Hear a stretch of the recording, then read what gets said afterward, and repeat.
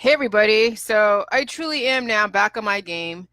Doing that major waterfall yesterday reset my body back to what it was prior to all of this upset of homeostasis, whether it be my menstruation that happened or whether it be the move that I just did last week. And so it feels good to finally be kind of back to what I think is normal. So I've been watching the History of God on Netflix. They also have this series run on TV, so guys catch up on that if you can. And then I redid my slides, and I noticed that there's things that happen in threes. Oh my God, three seems to be like the magic number in like almost everything. We know about the Trinity and the Catholic Church, and three is like a magical number. So that's something that we need to really look at, and it means something. What I don't know what it means, but it means something. So I redid the slides, so that way you guys can see where all these threes are coming from, okay? So, all right. So when it comes to the threes, life, death, and reproduction, these are the three things that is all about natural law. And natural law is everything in the universe. So the balance of the universe is everything on Earth is natural. Everything on Earth has a purpose. Everything on Earth strikes a balance with a purpose. The periodic tables, chemistry, and balance. And then biochemistry is the chemistry of biology, the chemistry of life, okay? So this is the balance of the universe. Now we have the threes, life, death, and reproduction. This is natural law. This happens in everything. Okay, natural law has a set of laws and rules, and there is a consequence. If you violate the laws, there is death. But then if there's death, it doesn't happen all the time, like right off the bat. There also is a period of transition called reproduction, so that way there isn't an extinction. So life is life. Life can be continuous if you adhere to the laws. But death and reproduction beget each other. Reproduction is as a result of the death trajectory. Okay? So obviously, if you get shot by a gun or run over by a steamroller, there is no reproduction to be had unless you survived that type of traumatic situation. And then the body goes into defense, and it goes into, okay, we need to now get this person fertile to create another human so we don't risk extinction. Okay? So life, death, and reproduction is natural law. All right.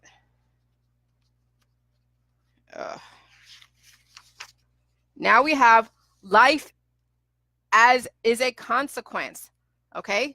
Laws of life in the human body have been adhered to. Life is a consequence. Jelly juice is life. You follow the laws of jelly juice. You do the massive amounts, you do the diet, you deal with the healing symptoms, and there's three things under jelly juice. Another three, right? It's the healing symptoms, it's the recipe, and it's the temporary diet. So that way you can go from one extreme. So the pendulum has to swing the totally opposite direction, and then eventually you will strike a balance. Right now, we're all way behind the 8-ball. Now we've got to go way ahead of the 8-ball and then find somewhere in the middle. That's what jelly juice is doing. It's getting you guys from way behind the 8-ball so you can go to the other side of it and then figure out a balance based upon your understanding of balance and natural law. Okay? All right, so life versus death. What also keeps us alive can kill us with imbalance. Okay, so there are again three things, yet once again. Yeast, which then cleans up excess sugar and heavy metals, but if you have an overabundance plus mutations and you're accumulating and you're not releasing the excess heavy metals as well as sugars, you have an imbalance, and that's called cancer candida, and then it also creates antibodies as well as hormonal imbalances. Okay, so that's number one. Number two is for life is few antibodies, not overabundant from pathogens, occurring in nature and the environment. But if you have too many antibodies, overabundance of NK cells or natural killer cells, overabundance of antibodies, overabundance of lymphocytes, then that will cause aging, and it will also shut down mutated vital organs. Okay, so number three is balanced hormones. from the spectrum of nutrition from whole foods and processed foods. Now, why do I say processed foods? Because processed foods has trace minerals that your body needs. Fluoride is a trace mineral. Mercury is a trace mineral. Copper is a trace mineral. Uranium is a trace mineral. And then whole foods like fruits and vegetables, especially the Jilly Juice vegetables, has the nutrients, a spectrum of nutrients to keep the balance. So with all the different systems working together according to their purpose. So the three things is yeast, antibodies, and hormones. Too much or too little will cause an imbalance, and it causes mutations. Okay? So that's the life part. The death part is then an overabundance of cancer or candida, an overabundance of NK cells, antibodies, lymphocytes, and an overabundance of hormonal or hormonal imbalance. Okay? So what also keeps us alive can kill us. So you understand it. The three things, and again, three. Death is a consequence. Okay? Laws of life in the human body have been violated. That's where death comes from. That's where aging, cancer, disease comes from. Death is a consequence. So the allopathic holistic world, all they deal with is everything that violates the laws of the immune system.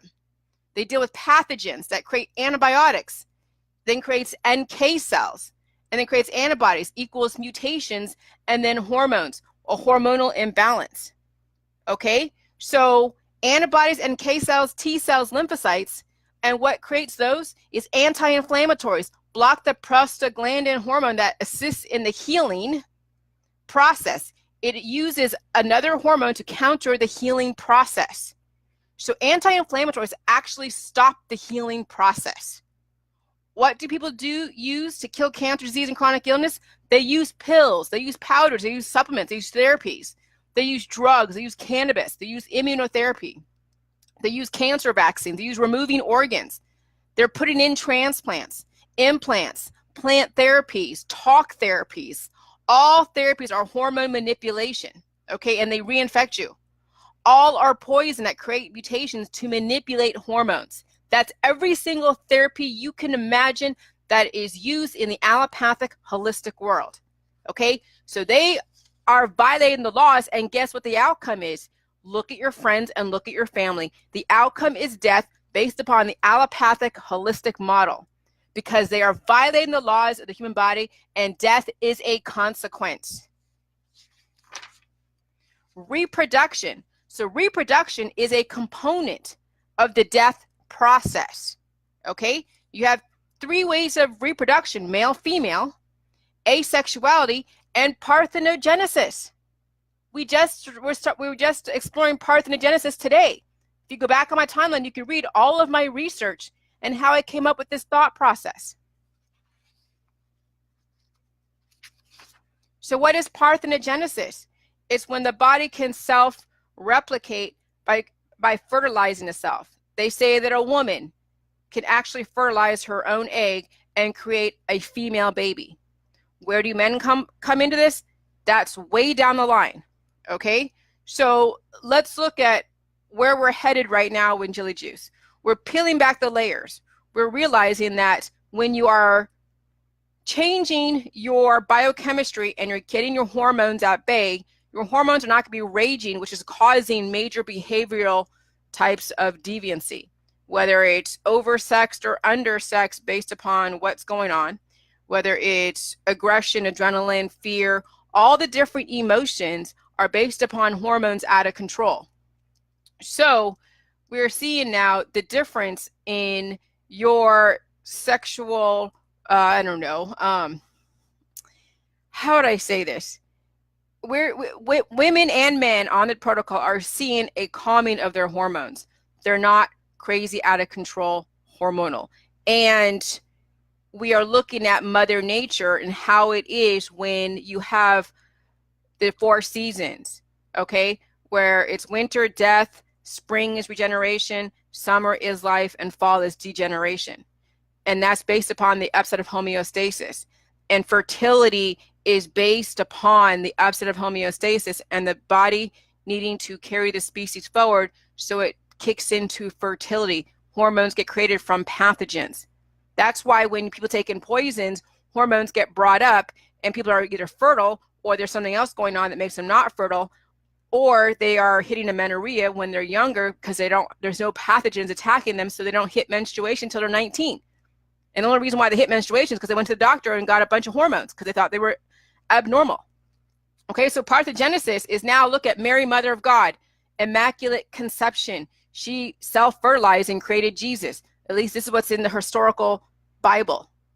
Okay, then we have Adam and Eve, which is like a male parthenogenesis. Was Adam really the first human on earth? We don't know. We know that the Bible and all these different texts are written through the lens of somebody's intention to guide a perception based upon politics. Okay, then we have Athena, who was another parthenogenic child. Her mom, Metis, created her, Athena, out of parthenogenesis, and then Zeus didn't like it and attacked and ate up Metis, who died, and then Athena, then I guess Prometheus hit Zeus, and then Athena came out of Zeus, but then Zeus still lived and was raping all these different goddesses, allegedly. And then Athena became this representation of the two hemispheres, a right and left brain, merging together, creating a very well-balanced human who was then representation of wisdom. But then the patriarchy allegedly then locked up Athena, and that's where all the pillars, which is the Parthenon. So you see pillars in a bank, in a courthouse, in different areas of government where they have the pillars and a big square-like type of cage, and that's representation of suppressing the feminine spirit. Okay, now how much that's true or not, I'm sure there's a lot of truth to that. To how do I know and prove it?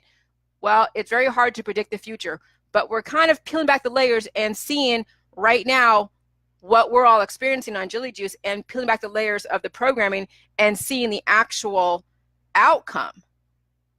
We're watching ourselves revert back to reversing cancer, disease, and chronic illness and any other maladies that we grew up with. At least I am, and a lot of others are too. So there's a lot of evidence right now who are on Jilly Juice are seeing this type of experience of reversing the aging process, so to speak. Okay, so that's parthenogenesis, and that's a form of reproduction. Because reproduction is based upon the distress in the human population. Reproduction says that the body is under mutations and it's in distress, and it needs to make copies of itself so it doesn't risk extinction, much like all the bunnies and the dogs and the animals out there in nature, as well as plants. They all have to reproduce, or else they risk extinction, and then we're barren. We look like Mars if we don't keep reproducing, if there is a death process and we're violating the laws. Okay, so that's parthenogenesis. That's one aspect of reproduction. Another aspect of reproduction, okay, is asexuality. Asexuality, now, it was like organisms, plants, humans. You can make clones. You don't necessarily have to go into like the sexual act to create a human. An asexual person doesn't have a sexual feeling, may not look male or female, but they can still be able to copy their DNA and make another copy of themselves. They call it cloning.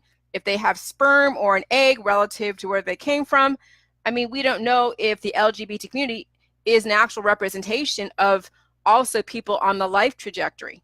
Okay, so that's why I'm saying we cannot discriminate against anyone that holds some kind of a sexual procreation category, because maybe that is what is expected when you are in that spectrum, either life or death, and then there's distress on the body. So even a straight person is mutated, and an LGBT person is just no different than a straight person. They're able to reproduce in different ways. Okay, so male and female. So then the third way of reproducing is male-female. You have a male, you have a female, and then a combo of the two, which means they're all equal. Everybody's equal under the sun at this point when it comes to reproduction. When you're on a death trajectory and you're inducing reproduction, it doesn't matter what the hell you are, what you subscribe to. If you're able to carry a baby or fertilize a baby, and you have the parts, the male and female parts, then it doesn't matter who does it. We're seeing that hormones are being used to manipulate people's bodies, and it creates an outcome. It's not gender confusion. It's just the fact that we have the ability to probably be interchangeable.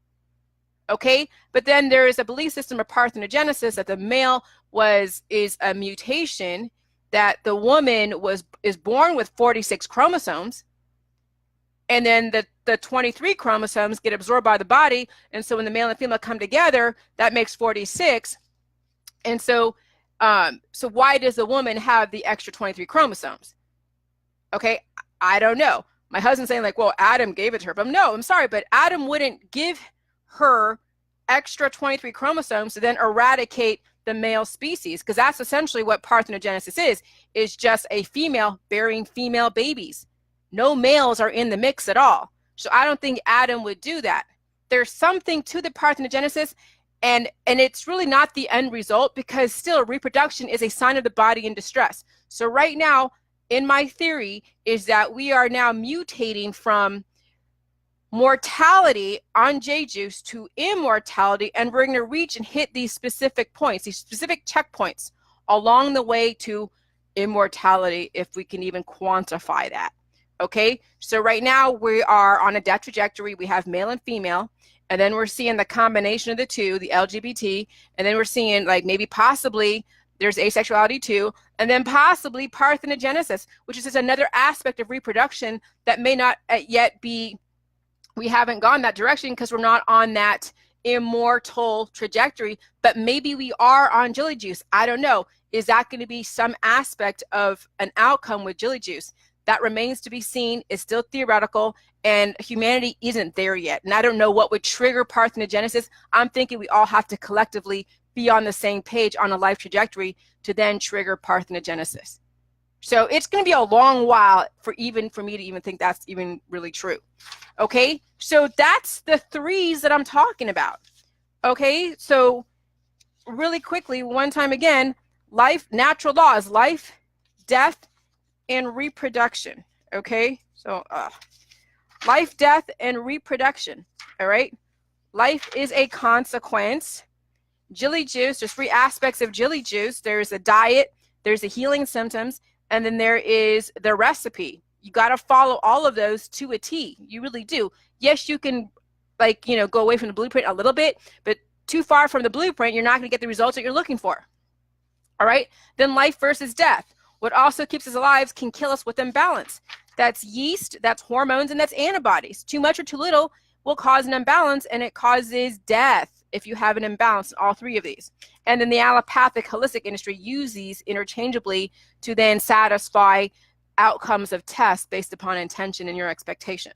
Okay, death is a consequence. It means that you violate the laws of your body. Okay, and the allopathic holistic world, that's everybody in the allopathic holistic world who are not doing Jilly Juice at all, are taking things that are violating the laws of the human body, and it's causing death as the consequence. Look at your friends and family. They are dying because they are utilizing these protocols. Okay, and so reproduction is an aspect of death. Reproduction tries to say that it does not want to risk extinction. So we have male, female, we have asexuality, and we have parthenogenesis. Three, yet once again, parthenogenesis. We have Mary, mother of God, Jesus. Okay, we have Adam and Eve. Is Adam the actual parthenogenic? I don't know. That sounds kind of weird. Then we have Athena. Why is it that Mary and Athena are the women that are parthenogenic? And we heard that here that parthenogenesis is based upon a female bearing females, but yet I don't know how Mary can have a male of a baby of Jesus. So that's kind of weird. But still, it still comes from a female. But Jesus and Athena being a female from her mom, well, Athena probably fits the most of the parthenogenesis, but Mary seems to violate that law because Jesus is not a female. So that's kind of weird. Okay, so maybe these two are maybe wrong, and only Athena is right if it's really parthenogenic. But these two have certain shades of it, and they're kind of speaking to it, but they may not follow the laws like to the T. Okay. Then we have asexuality. Asexuality, organisms, plants, and humans, and that they're not sexual. There's clones, and you may look androgynous, but yet you can still create clones of yourself. You can still take whatever, if you are able to have sperm or create an egg through hormone manipulation, It's just another aspect of utilizing your DNA to create another human. You're still on a death trajectory. So if you are creating hormones that can create and contribute to a human, then yeah, you know, it's still part of the reproductive process. Then we have male and female, and then a combo of the two. Okay? And however you have a kid, it doesn't matter, because you're all still on a death trajectory. You're all still reproducing based upon the distress of the human species. And that's it. That's the meaning of life. Okay? So, holy shit. So now I got to write my book. Now I seriously have to write my book. Okay? And I got to write it based upon these as a guide.